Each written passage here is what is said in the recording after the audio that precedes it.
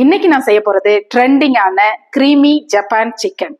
பேரை கேட்டதும் இது ஜாப்பனீஸ் டிஷ்ன்னு நினைச்சிடாதீங்க. நம்ம ஈரோட்ல ஃபேமஸான ஒரு டிஷ் தான் இது. இந்த ஸ்பெஷல் ஸ்டார்டரை ஈஸியா 4 ஸ்டெப்ல எப்படி பண்றதுன்னு பார்க்கலாம் வாங்க. Welcome back to my channel trend with Nisha.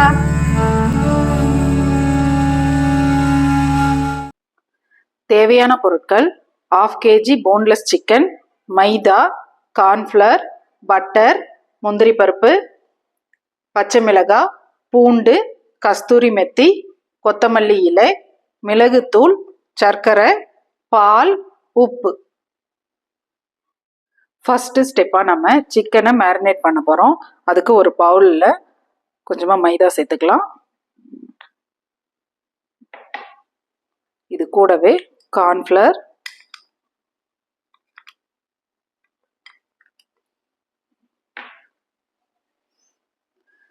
கொஞ்சமா மிளகுத்தூள்,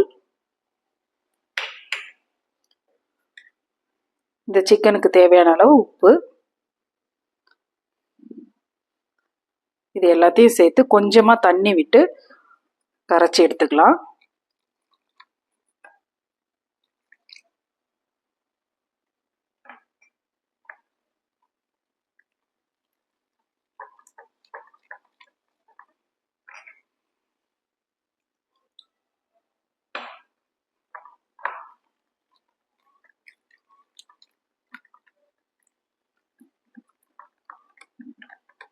ரொம்ப கெட்டியாவும் இல்லாம தண்ணியாவும் இல்லாம இந்த பதத்துக்கு இருக்கணும்.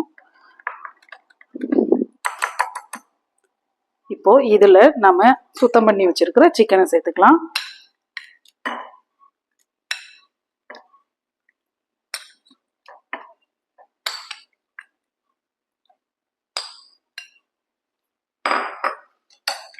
இதை நல்லா இந்த பேட்டரோட கலந்து விடலாம்.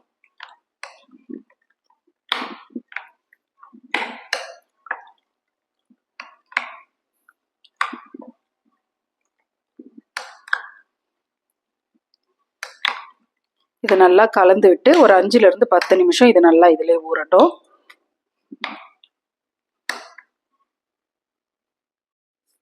செகண்ட் ஸ்டெப்பா நம்ம சிக்கனை பொரிக்க போறோம். அதுக்கு ஒரு கடாயில பொரிக்கிற அளவுக்கு தேவையான எண்ணெயை சேர்த்துக்கலாம். தேவையான பொருட்கள்ல எண்ணெயை சேர்க்கறதுக்கு மறந்துட்டேனா, எண்ணெய் சேர்த்தாச்சு. இது நல்லா சூடாகட்டும்.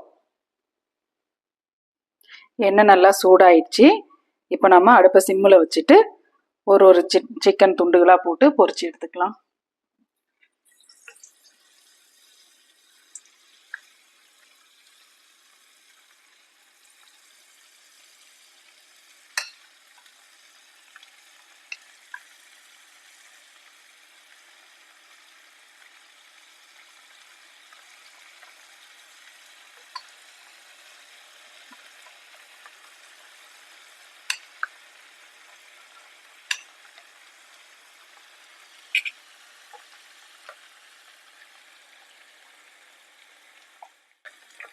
மேலே கிறிஸ்பியாக இந்த மாதிரி லைட்டாக கலர் மாறின உடனே நம்ம சிக்கனை ஒரு பிளேட்டுக்கு மாற்றிக்கலாம்.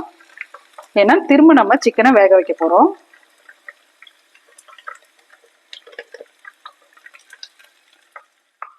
தேர்ட் ஸ்டெப்பாக இப்போ நம்ம ஒரு ஸ்பெஷல் சாஸ் ரெடி பண்ண போகிறோம். அதுக்கு ஒரு பேனில் கொஞ்சமாக பட்டர் சேர்த்துக்கலாம். இந்த பட்டர் மெல்ட் ஆகட்டும்.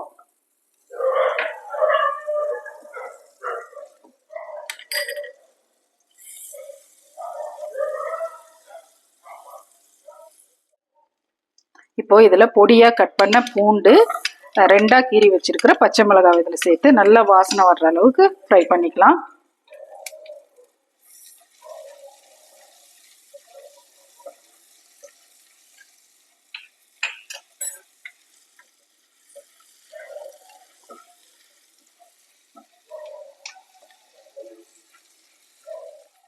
இந்த மாதிரி நல்லா கலர் மாறி வாசனை வந்ததும் நம்ம காய்ச்சி ஆற வச்சிருக்கிற பாலை இதில் சேர்த்துக்கலாம்.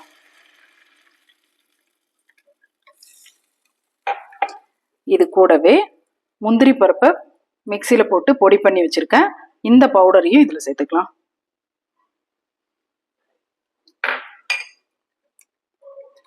இது கூடவே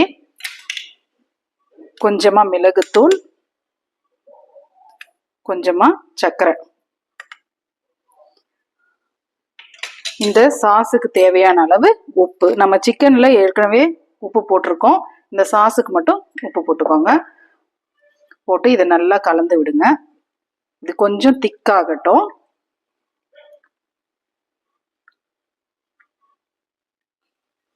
இந்த அளவுக்கு பால் கொஞ்சம் திக்கானதும் நம்ம ஃப்ரை பண்ணி வச்சிருக்கோம் இல்லையா, இந்த சிக்கனை 4th ஸ்டெப்பா நம்ம இது கூட சேர்த்துக்க போறோம்.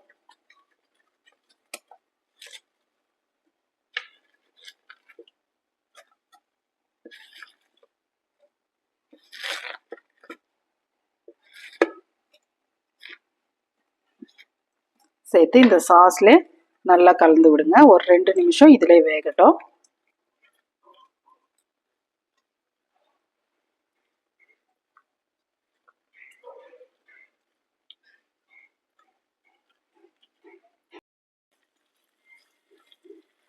இந்த மாதிரி க்ரீமி கன்சிஸ்டன்சி வந்ததும் அடுப்பை ஆஃப் பண்ணிட்டு கொத்தமல்லி இலையில தூவி கார்னிஷ் பண்ணிக்கலாம்.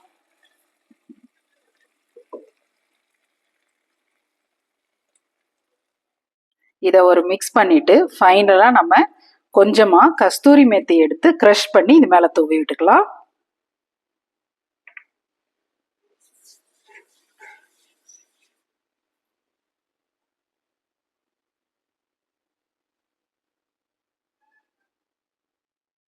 ட்ரெண்டிங்கான Erode special creamy Japan chicken ready ஆயிடுச்சு. இந்த மாதிரி வெவ்வேறு ஊர்களில் கிடைக்கிற ஃபேமஸ் அண்ட் ட்ரெண்டிங் டிஷ்ஷஸ் செஞ்சு சாப்பிடணும்னு உங்களுக்கும் ஆசையா இருக்கா?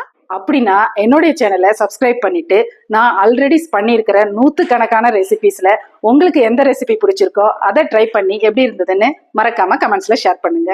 இன்னொரு வீடியோவோடு உங்களை சந்திக்கும் வரை டாடா பை பாய்.